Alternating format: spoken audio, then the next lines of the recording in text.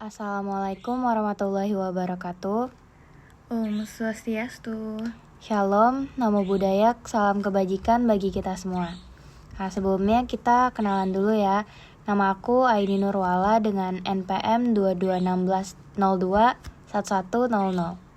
Aku Nyoman Trilia Ramasari dengan NPM 2216021090.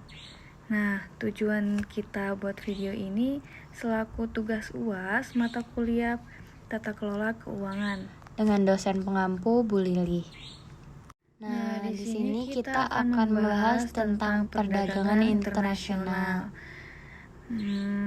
Ini kamu tahu nggak sih perdagangan internasional itu apa? Apa tuh Lia perdagangan internasional?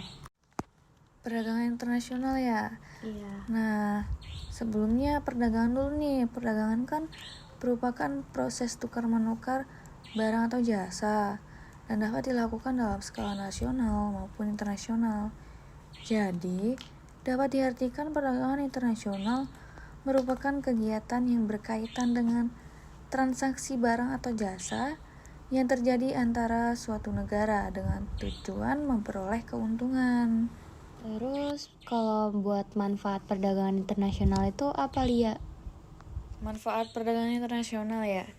Nah, manfaatnya itu yang pertama ada menjalin persahabatan antara suatu negara.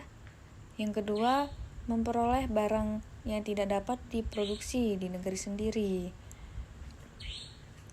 Yang ketiga yaitu memperoleh keuntungan dari spesialisasi. Yang keempat, memperoleh atau memperluas pasar dan menambah keuntungan. Yang kelima yaitu transfer teknologi modern.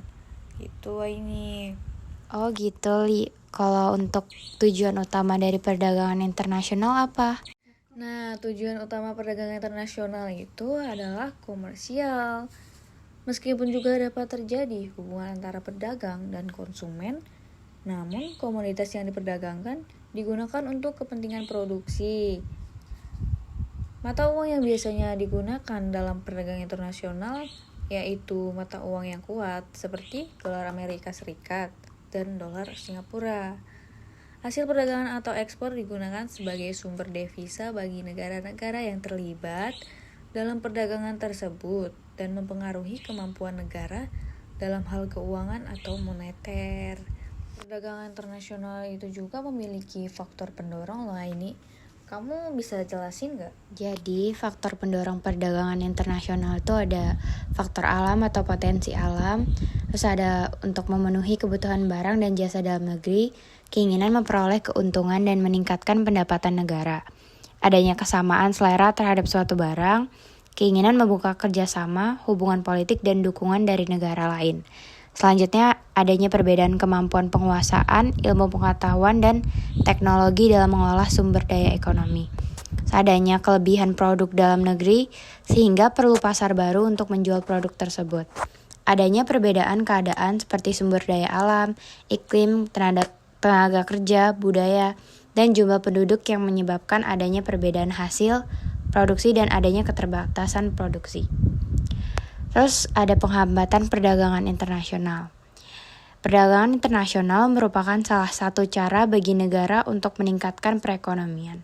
Hal-hal yang dapat menjadi penghambat perdagangan internasional antara lain, yang pertama perbedaan mata uang, adanya konflik atau perang yang melibatkan berbagai negara. Yang kedua, kualitas sumber daya manusia yang rendah, kebijakan kuota impor di suatu negara. Yang terakhir, transaksi yang sulit dan kompleks. Terakhir ada quotes yang bunyinya, kegagalan hanyalah kesempatan untuk memulai lagi. Kali ini lebih cerdas. Henry Ford.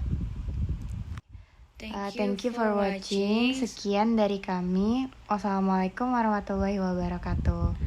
Om Santi Santi Santi Om. Bye bye. Annyeong. Bye.